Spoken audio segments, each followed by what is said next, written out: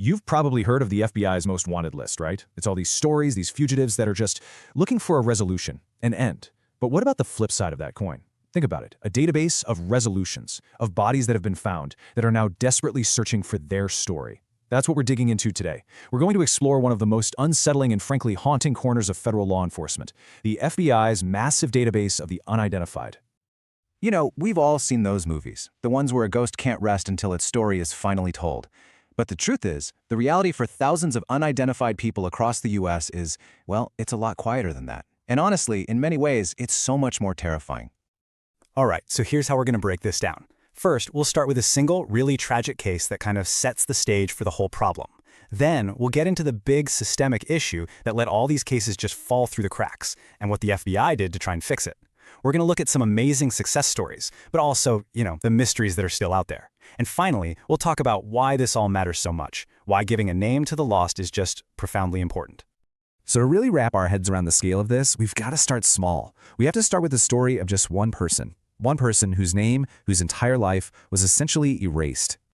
Okay, picture this. It's 1981. An employee at a wastewater treatment plant in Richmond, Virginia, is just doing his rounds, walking along a settling basin. And then he sees it, a truly grim discovery, the body of a young woman. I mean, the police had almost nothing to go on. They could tell she was young. They found a simple tattoo on her body, just the letters DR. And the medical examiner noted she'd had a hysterectomy, which was pretty unusual for someone her age at the time. But none of these clues led anywhere. They even made a crude clay model of her face from her skull, hoping someone would recognize her, but nothing. Her case just went cold. Think about that. She was never properly grieved, her story was never told, justice was never served. She became, and she still is, the Richmond Jane Doe. And here's the thing. The tragedy of the Richmond Jane Doe wasn't just some one-off, isolated incident. No, it was a symptom of a much bigger, systemic failure in law enforcement back then. A problem that pretty much allowed killers to operate in the shadows, slipping between jurisdictions. And this problem actually has a name. It's called linkage blindness. See, back in the early 80s, you have to remember that police departments were basically islands. Each one had its own paperwork, its own procedures, and there was just no good way to share information between them. So a pattern of crimes that would seem so obvious to us today, it was completely invisible back then. This really breaks down how linkage blindness worked in the real world. Just imagine a serial killer with a very specific MO, a signature. They commit a crime in, say, County A. Then they drive an hour away and do the exact same thing in County B. Well, to the investigators in County A and the investigators in County B, these are just two separate, totally isolated crimes. They are literally blind to the link that connects them. And it's that exact institutional flaw that a new FBI program was created to solve. So the answer to linkage blindness wasn't just more cops on the street. It was actually a pretty radical idea for the time, a centralized, computerized database. Now, VICAP's evolution was definitely a slow burn. It all started with this one detective's vision back in 1983. By 85, it was a real thing, but it was still totally analog. I mean, agencies were literally mailing in handwritten forms. Can you imagine? It really wasn't until the internet age that VICAP became the super powerful instant tool it is today, connecting thousands of agencies in real time. And this is such a powerful way to think about VICAP's purpose. The FBI's most wanted list, that's all about perpetrators, right? You have a story, the crime, and law enforcement is looking for the resolution, the capture. VICAP is the complete opposite of that.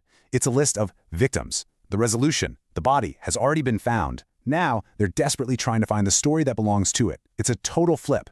And the amazing thing is, this system works. I mean, for all the darkness that surrounds these cases, VICAP, when you combine it with modern science and these incredibly dedicated communities, has actually brought names back to the nameless. It's given families the answers they've been waiting decades for.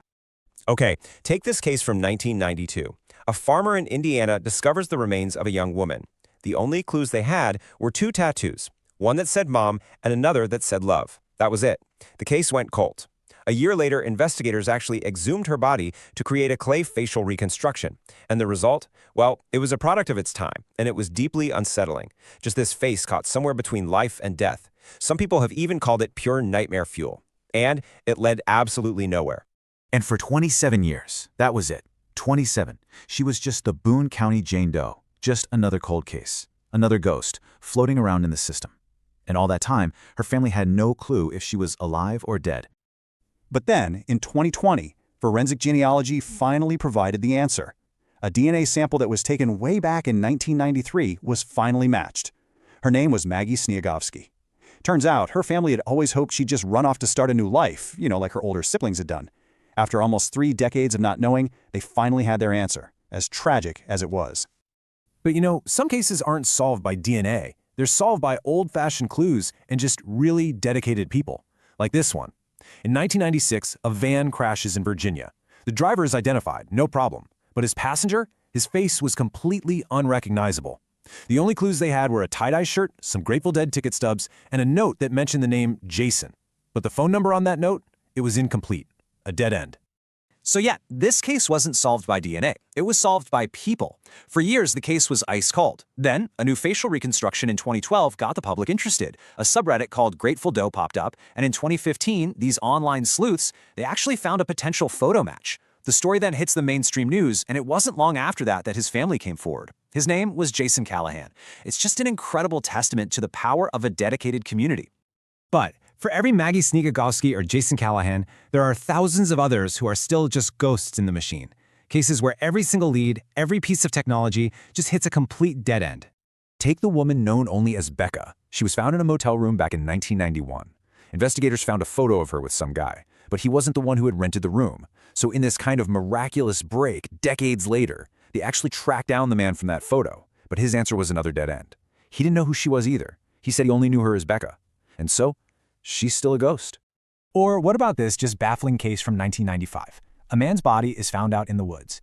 Now, unlike so many of these cases, his face was perfectly preserved. That's a huge advantage. Witnesses had even seen him buying blankets and taking a train right before his death. So the police had an accurate reconstruction, they had clear sightings, and yet nothing. He has never been identified. The leading theory is as tragic as it is terrifying, that he traveled to this remote spot on purpose, specifically to end his life without a name, to deliberately become a ghost. All of these stories, the ones that get solved and the ones that don't, they really force us to confront a deeply unsettling question. A question about identity, about memory, and about what it really means to be lost. I mean, what happens when everything you've ever done, every single life you've ever touched, it all gets boiled down to just a case file and an entry in a database? It's a really unique kind of terror, right? The fear of not just dying, but of being completely and totally forgotten. And it's just a powerful reminder of that deep human need we have to remember, and the profound importance of the work being done to give every last one of these ghosts a name.